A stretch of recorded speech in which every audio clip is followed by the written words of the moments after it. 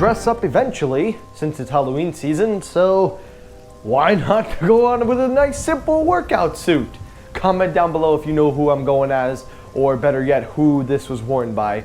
If you comment right, I will highlight it. But anyway, coming up on today's episode, we're going to talk about the Pixel Fold, because it seems, according to Ross Young, it is still coming, and it might be coming sooner than we expected. So let's talk all about that and more on today's episode of Technoid.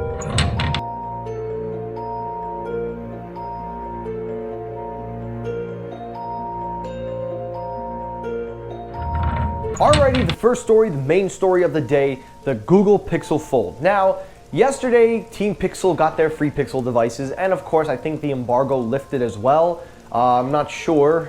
Again, I'm not really keeping up to date on that. I've been focusing on other things, work. But in all seriousness, I have been focusing on the Pixel Fold for a while because that's one of the few Google devices that has me very, very intrigued, especially with what Google is planning to do and if it will indeed be coming at all. Well, we got an update from Ross Young, and if you know anything about Ross Young, he's one of the best tipsters when it comes to the supply chain. He always gives a very good indicator, especially when it comes to upcoming panel display manufacturers, etc., etc. And in this case, Ross has provided an update on the Pixel Fold and when we can expect it to be announced, released, and even when they can start production. So according to, well, Tom's Guide, of course, Ross Young recently responded to several tweets, and these tweets, of course, are coming from him. These aren't indicated by other people. This is actually from Ross Young, and he claims that a response to a user asking, where is the Pixel Fold? The first thing he reported was Q1. Now, as you know, every time there's a new quarter, every year we go by Q1, Q2, and all that. You guys know that by now. If you don't know it, basically there's 4 quarters in a year for sales and growth, everything like that, if you don't know. But anyway, moving down further on the list, he then goes on and clarifies that yes, the Pixel Fold will release within the first quarter of 2023. Now, we have been hearing rumors about that, but it wasn't confirmed or solidified by any reliable source up until today with Ross Young. And he claims that in January, because he tweeted back out in September of last month, also tying into what he said, we are still 4 months away from product, producing the panels. So rather than saying that it will release in January, the most likely scenario will be March, when we finally get an announcement of the foldable Pixel, and display manufacturing of the panels will begin in January. Now, here is my take on all of this, based on what Ross Young has said. I actually, for one, am excited for this foldable from Google, because if Google does throw their hat into the ring, they would technically be the 3rd or 4th, at least in the United States market. You know, outside of Europe, you can do what you want, but focusing on here, United States, they would only be the 3rd, as Microsoft has it, Samsung has been pushing it aggressively, and now Google would throw their hat into the ring. Now, here's the only problem, and here is one of the bigger issues that I'm seeing that not many people are addressing. If this product does get released, I'm not questioning the price, because I already own a Galaxy Z Fold 4 and Flip 4, so I already am in that foldable territory. So this is a device aimed to somebody like me. But the question that arises from my perspective are 2 things. Number 1, how can you convince me to switch from the Samsung Fold to the Google Fold? And number 2, most importantly, why should I? Because that's really the questions they have to answer. And right now, they're answering those questions in terms of Pixel phones with the 7 and 7 Pro, most notably being the battery technology and also the camera technology as well. You see, a lot of people have been saying that Google needs to challenge Apple, they need to challenge that. No. They are not going to switch any Apple fans. What they can do is get consumers from Samsung, maybe consumers from Motorola, and even those that like LG phones, which surprisingly, even though they've been discontinued, they're still somehow in the top 3 selling. I don't know how that's possible, but Google can get those people. That's who they have to go for. And the biggest thing is not a matter of being practical or how it will be used in a day-to-day scenario, because we've seen that foldables are feeling more and more practical like day-to-day use devices. The biggest problem is the market share.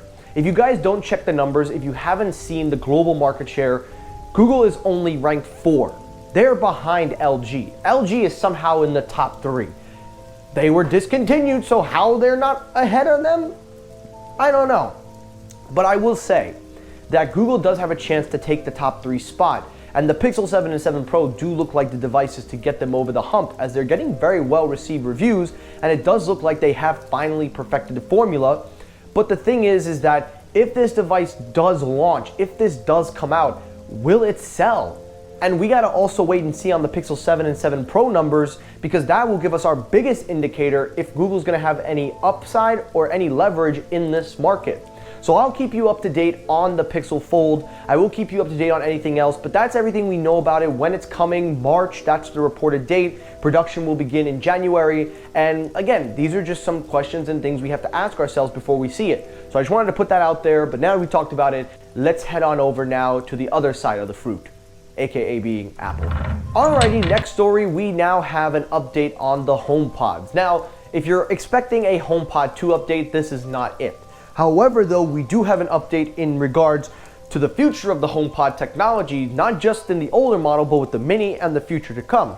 According to several reports from iOS 16.1 beta, it seems that Apple is now opening up the way you can now group your HomePods and also connect your HomePods.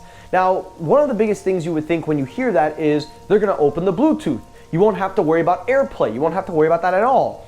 Well, it seems that with this update, you will be able to create a permanent speaker group in the Home app, making a process more easier to connect. It will also give you in beta codes showing that you can also set default audio outputs from the HomePod. You don't have to worry about Bluetooth technology or AirPlay technology interfering with one another. And then also it comes with also the grouping with stereo and also creating a pair. Now that's an issue that's been plaguing the original HomePod. I can speak on that myself because ever since I updated the HomePods to HomePod OS 16, or iOS 16 for HomePods, whatever you want to call it, it kind of just bricked the speakers. I can't get them to stereo connect no matter how hard I try, and it will not separate. It will not create a stereo pair. They don't even go into stereo, period. So maybe 16.1 will improve that, maybe fix that bug or whatever's causing that with the original. But it could also just be the age. It is getting older. It is definitely starting to show its signs. But we'll have to wait and see. But I just wanted to throw that out there because it also gives us an idea that Apple is finally starting to open the guard with the HomePod, because they don't have open Bluetooth, which makes absolutely no sense. But seeing as now you can separate between the two when using your Apple TV or when you're using a device, that does allow some leg room and might present open Bluetooth in the future. But we still have to wait and see. And another thing that a lot of people want to see is Mac support with HomePods. If you have 2 HomePods, why can't you use them as a Mac output? So we'll have to wait and see on that one as well. And that's it for today's episode of Technoid. Now guys, I really hope you enjoyed this episode. If you did, hit the like button. If you disliked the video, you can hit the dislike button. It helps circulate my views as well. As always, everyone, thank you so much for watching. I will see you all in the next episode. Have a great rest of your day, guys. Take care, stay safe, have a good day, and peace!